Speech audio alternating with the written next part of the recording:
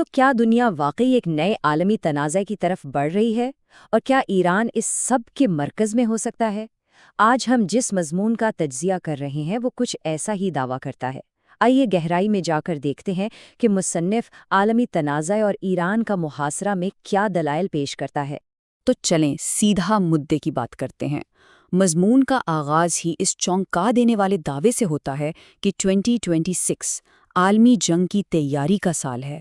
یہ کوئی چھوٹا موٹا دعویٰ نہیں ہے، بہت بڑا الزام ہے۔ آئیے سمجھتے ہیں کہ آخر مصنف اس نتیجے پر پہنچا کیسے۔ تو مصنف کے مطابق یہ ساری کہانی شروع کہاں سے ہوتی ہے؟ ایران کے اندر سے۔ ہم سب نے حال ہی میں وہاں ہونے والے مظاہروں کی خبریں تو دیکھیں، لیکن مصنف کا کہنا ہے کہ اصل کہانی ان کی وجوہات میں چھپی ہے۔ دیکھتے ہیں کہ یہ سب شروع کیسے ہوا۔ تو مضمون یہ کہتا ہے کہ یہ جو آگ بھڑکی نا، اس کے پیچھے اصل میں معاشی چنگاریاں تھیں۔ ایرانی کرنسی کی قدر گری، تاجروں کو نقصان ہوا اور سخت پابندیوں نے عوام کو سڑکوں پر لا کھڑا کیا۔ اور دلچسپ بات یہ ہے کہ مصنف کے مطابق شروع میں تو کچھ ایرانی رہنما بھی ان شکایات کو جائز مان رہے تھے، اور بس یہیں آ کر کہانی ایک بالکل نیا اور بہت ہی پیچیدہ موڑ لے لیتی ہے۔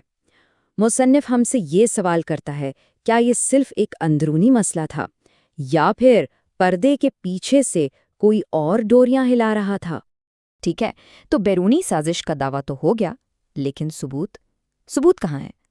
اب ہم مضمون کے اس حصے میں داخل ہو رہے ہیں جہاں مصنف اپنے دعوے کو ثابت کرنے کے لیے ایک کے بعد ایک ثبوت سامنے رکھتا ہے۔ مصنف جو پہلا ثبوت ہمارے سامنے رکھتا ہے وہ ہے یہ ٹویٹ۔ اب دیکھیں، یہ کوئی عام بیان نہیں ہے، یہ امریکہ کے سابق وزیر خارجہ کی طرف سے ہے، جو مبینہ طور پر اسرائیل کی خفیہ ایجنسی موساد کا شکریہ ادا کر رہے ہیں۔ مصنف کے لیے یہ کھلی مداخلت کا ایک واضح اعتراف ہے۔ اور پھر بات سفارتی اشاروں سے آگے نکل کر سیدھی دھمکی پر آ جاتی ہے۔ مصنف سابق امریکی صدر کے اس بیان کو پیش کرتا ہے جو ایران پر حملے کی کھلی دھمکی ہے۔ مضمون اس بات پر بھی زور دیتا ہے کہ مصنف کے مطابق یہ بیان اس وقت دیا گیا جب خود امریکہ کے اندر ایسے مظاہروں سے نمٹنے پر سوالات اٹھ رہے تھے۔ اور پھر آتا ہے تیسرا ثبوت، جو مصنف کے مطابق اس پوری تصویر کو مکمل کر دیتا ہے۔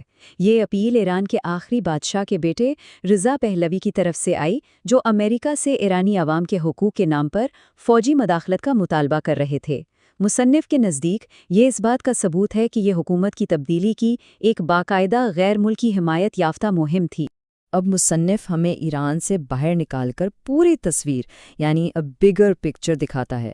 اس کے مطابق ایران میں جو کچھ ہو رہا ہے وہ کوئی الگ تھلگ واقعہ نہیں، بلکہ ایک بہت بڑی عالمی بساط پر صرف ایک چال ہے۔ یہاں مصنف ہمارا دھیان پیسوں کی طرف لاتا ہے۔ امریکی دفاعی بجٹ میں $1.5 ٹریلین تک کا اضافہ۔ مصنف کہتا ہے کہ یہ محض اتفاق نہیں ہو سکتا، یہ جنگ کی تیاریوں کا کھلا ثبوت ہے۔ یہ اتنی بڑی رقم ہے کہ آپ سوچیں، اس سے کئی ملکوں کی معیشتیں چل سکتی ہیں۔ تو یہاں مصنف ایک پیٹرن کی بات کرتا ہے جسے وہ کہتا ہے ایک ایک کر کے ختم کرنے کی حکمت عملی۔ اس کے مطابق پہلے وینزویلا کو غیر مستحکم کیا گیا، پھر روس اور چین کے خلاف اسٹریٹجک اہمیت رکھنے والے گرین لینڈ پر دباؤ ڈالا گیا، اور اب تیسرا ہدف ایران ہے۔ مقصد مستقبل ہی بڑی جنگ سے پہلے اہم جغرافیائی مقامات پر قبضہ کرنا۔ لیکن مصنف کہتا ہے رکیے، یہ جنگ صرف ٹینکوں اور میزائلوں کی نہیں ہے، ایک اور بہت بڑا محراز بھی ہے جو شاید اس سے بھی زیادہ اہم ہے، اور وہ ہے بیانیے کی جنگ، یعنی اے وار آف نیریٹیوز۔ اور یہ سلائیڈ مصنف کے استدلال کو بہت بہترین طریقے سے واضح کرتی ہے۔ اس کا کہنا ہے کہ بین الاقوامی میڈیا بہت سوچ سمجھ کر یہ فیصلہ کرتا ہے کہ عوام کون ہیں، یعنی جب حکومت کے خلاف کوئی سڑکوں پر نکلے تو میڈیا اسے عوام کہتا ہے، لیکن جب حکومت کے حامی باہر آئیں تو انہیں رجیم کا حصہ قرار دے دیا جاتا ہے۔ اور پھر مصنف ایک ایرانی پروفیسر کا حوالہ دے کر اس معاملے کو اور بھی دلچسپ بنا دیتا ہے۔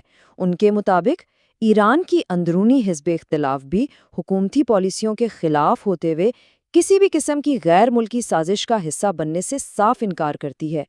یہ بات ظاہر کرتی ہے کہ بھئی صورتحال اتنی سیدھی سادی نہیں ہے جتنی ہمیں دکھائی دیتی ہے۔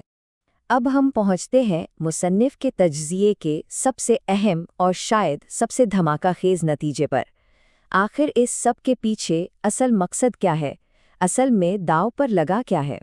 مضمون کے مطابق اس مبینہ سازش کا حتمی مقصد ایران میں کوئی آزادی یا جمہوریت لانا نہیں ہے، بلکہ مصنف کا دعویٰ ہے کہ اصل مقصد ایران کے پورے معاشرے اور اس کی تہذیب کو تباہ کرنا ہے، اور وہ اس ایجنڈے کا الزام صیونی قوتوں پر لگاتا ہے۔ خلاصہ یہ کہ مصنف کا حتمی استدلال یہ ہے کہ ایران کو اس کے انسانی حقوق کی خلاف ورزیوں کی سزا نہیں دی جا رہی، بلکہ اسے سزا اس لیے مل رہی ہے کیونکہ وہ خطے میں امریکی اور اسرائیلی عزائم کے سامنے ایک چٹان کی طرح کھڑا ہے۔